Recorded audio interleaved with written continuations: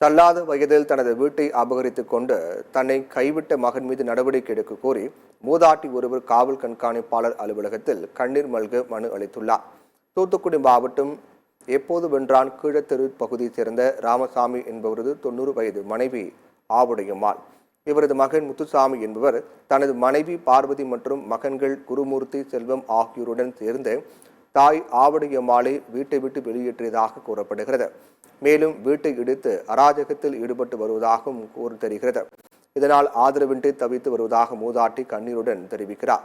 இந்நிலையில் இதுகுறித்து மாவட்ட காவல் கண்காணிப்பாளர் அலுவலகத்தில் ஆவுடையம்மாள் தனது மகள் முத்துமாரியுடன் சேர்ந்து மனு அளித்துள்ளார். 6 பிள்ளைங்க, பொண்ணு 3, ஆண் 3. ஆம்பளை பிள்ளைய என் சொத்தெல்லாம் எழுதி வாங்கிக்கிட்டு என் பிள்ளைய என்னை இருக்க விடாமல் என்னை வீட்டெல்லாம் இடித்து எடுத்து போட்டு உனக்கு இங்கே வீடு கிடையாது, வாசல் கிடையாது, நீ எங்கிட்டும் போகக்கூடாதுன்னு சொல்கிறாங்க. சொத்துக்கள்லாம் அவங்க பேருக்கு எழுதி வாங்கிக்கிட்டாங்க. எழுதி வாங்கலை, அவங்க பேருக்கு அவங்களா மாற்றிக்கிட்டாங்க.